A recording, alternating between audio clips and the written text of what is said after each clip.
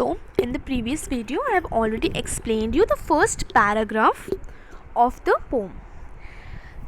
Let me give you a short summary of the first paragraph so that you can relate it to the next paragraph, which I am going to explain you in this video. So the poem is about a young boy who loses his ball. Usually losing a ball should not be a big issue. Young boys usually lose their toys and balls quite often. The ball is seen merrily, means cheerfully, bouncing down the street, and ultimately the balls fall down into the water and lost forever. The boy stood very sadly watching the ball go, but he was helpless, nor could he do anything to get the ball back. The ball here symbolizes the innocent childhood of the boy which has slipped away and he wants it back. It is then in further lines the poet says that it is of no use to remind him that it is not a big loss. He can even get more balls and continue his game. But for the boy, the loss of the ball is a great loss, because there are many sweet memories associated with the ball he owned before. There may be other balls and perhaps can hope to get any one of them. However, the ball that he has lost can't be retrieved, means he cannot get it back.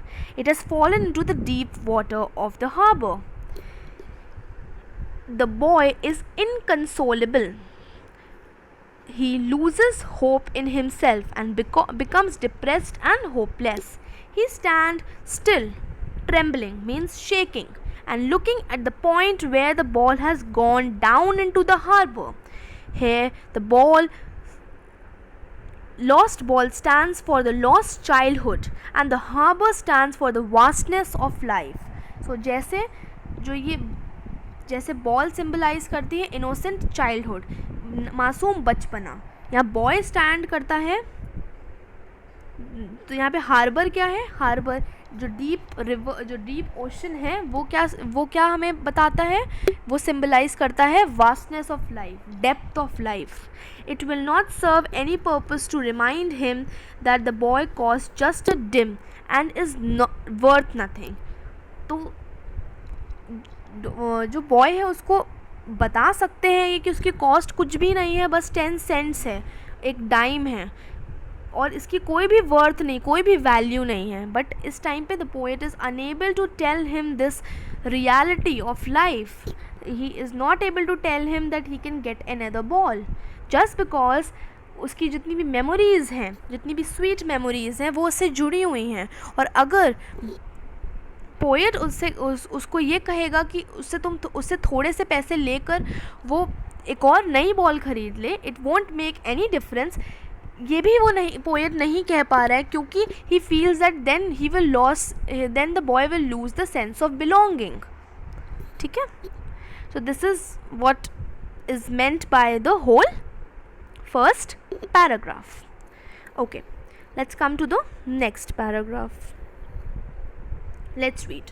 In a world of possessions, people will take balls will be lost always, little boy, and no one buys a ball back. Money is external. He is learning well behind his desperate eyes. Desperate मतलब होता है hopeless, जिसमें कोई hope नहीं होती. ठीक है. यहाँ पे वर्ड यूज हुआ है possession. ठीक है. In a world of possession means in a world of ownership. Ownership मतलब कोई चीज़ आप ओन करते हो, ये आपकी है, आप इसके मालिक हो. ठीक है. People will take balls will lost always, little boy, and no one boys buys a ball back. Money is external hair things with which feelings are not attached. तो मनी एक्सटर्नल है. पोएट कह रहे हैं कि money ऐसी चीज़ है जिसके साथ फीलिंग्स अटैच नहीं होती हैं. ठीक है. He is learning well behind his desperate eyes. Desperate मतलब hopeless, जिसमें कोई hope नहीं बची है. This epistemology of loss. Epistemology is a Greek word जिसका मतलब होता है knowledge. ठीक है. Knowing that every man must one day know, and most know many days how to stand up. ठीक है. So the literary device used here is alliteration. Alliteration क्या होता है? जब दो consecutive words, मतलब आसपास के words में एक ही तरीके का consonant sound आता है. कॉन्सोनेंट क्या होते हैं? A to Z there are 5 vowels A E I O U. जितने बचे हुए अल्फ़ाबेट्स होते हैं like B C D F G etcetera, ये सब कॉन्सोनेंट्स होते हैं. तो किसी भी लाइन में कि फर्स्ट 2 वर्ड्स या फर्स्ट 2-3 वर्ड्स में एक ही कॉन्सोनेंट का साउंड आता है. For example buys a ball back, तो B का साउंड प्रिवेलेंट आ रहा है यहाँ पर. ठीक है. फिर इसमें यूज़ हुई है इस पैराग्राफ में एसोनेंस. अब now what is assonance? Assonance तब आता है जब किसी वॉवल का साउंड किसी अलग अलग जगह पर आ रहा होता है. ठीक है. एक ही सेंटेंस में फॉर एग्जाम्पल ई का साउंड आ रहा है. He is learning well behind his desperate eyes. E का साउंड प्रेवलेंट है, बार बार हर अलग अलग जगह आ रहा है. ठीक है. Then another is repetition. Ball word बार बार रिपीट हो रहा है. ठीक है. So in whole this paragraph means here the poet says that boy has to learn that in this materialistic world many of his belongings will be lost. यहाँ पे poet कहना चाह रहे हैं कि अब बॉय बड़ा हो रहा है और उसको अपनी रिस्पॉन्सिबिलिटी, अपनी थिंग्स की रिस्पॉन्सिबिलिटी लेना ज़रूरी है.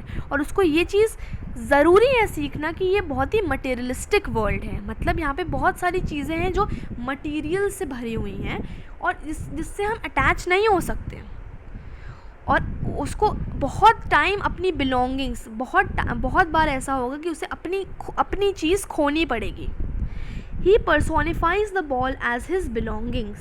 तो यहाँ पे वो बॉय की बिलोंगिंग किसको कह रहे हैं? उस बॉल को. But in the worldly things और the relationship he is in possession of.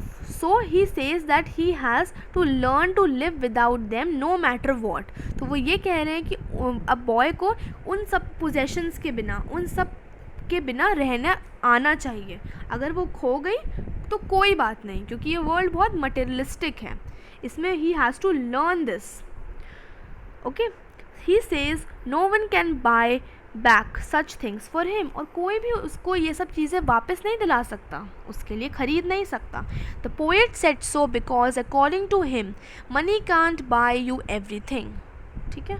तो यहाँ पे हम बात कर रहे थे कि जो बॉल है उससे स्वीट मेमोरीज़ भी जुड़ी हुई हैं. बट वो स्वीट मेमोरीज़ क्या पैसों से आ सकती है? No. So here the poet is saying कि हर चीज़ पैसों से नहीं ख़रीदी जा सकती है. Okay. If it does buy you some materialistic things, still if it will not be able to buy a sense of belongingness. और वो कह रहे हैं कि अगर मनी से सब कुछ ख़रीदा जा भी सकता है तो वो कोई मटेरियल या कोई थिंग हो सकती है जो आप ख़रीद सकते हो, पर आपकी सेंस ऑफ बिलोंगिंगनेस, वो आपकी स्वीट मेमोरीज़ नहीं ख़रीदी जा सकती हैं वापस. He says that the boy is learning how to stand up against the sense of lost things. He says that the boy is learning how to stand up against the lost of things. So he is saying कि जो boy को अब learn करना पड़ेगा कि कैसे हम ये जो sense of lost of things हैं, जो चीज़ें हमारी खो जाती हैं, इवन वो हमारे लिए बहुत प्रीशियस होती हैं, फिर भी वो हमसे खो जाती हैं, उसकी वजह से हम बहुत दुखी हो जाते हैं. सो उस दुख के अगेंस्ट कैसे he has to stand up. ठीक है. This means that the boy is trying to learn the real truth of life, which states that you will have to accept the miseries of life and stand up again. This is the truth which everyone has to learn in his or her life. The harsh truth of standing up against the odd miseries of life that everyone has to bear. So the poet is saying कि यही truth है life का. ये और जो मिजरीज़ हैं, जो दुख है, इसके अगेंस्ट स्टैंड करना, यही रियलिटी है लाइफ की. And we have to do it, we have to learn it. So जो बॉय है वो इस टाइम पे ये सारी रियलिटी ऑफ लाइफ उसको एक्सपीरियंस कर रहा है, ठीक है. सो तो I am going to just summarize this thing in short and tell you again. Okay, so here the poet is talking about the recovering from the loss, but there comes a change in the mood and thinking. He realizes that in this world the loss is the part of the game. पहले तो वो दुखी था boy के लिए poet कि कैसे उसकी बॉल खो गई और वो कितना दुखी है. उसको बॉय को देख कर he was the poet was sad, but suddenly उनके चेंज इन हिज मूड हुआ और चेंज इन हिज थिंकिंग हुई और उन्होंने रियलाइज़ किया कि जो यहाँ पे वर्ल्ड है, the loss is the part of the game. कुछ हर चीज़ खोना ये पार्ट है हर चीज आपकी लाइफ का. He must take such losses in life in his stride. Achievements will follow losses in life. और जिस तरीके से लाइफ में हम अचीवमेंट्स करते हैं उसी तरीके से लॉसेस भी होते हैं.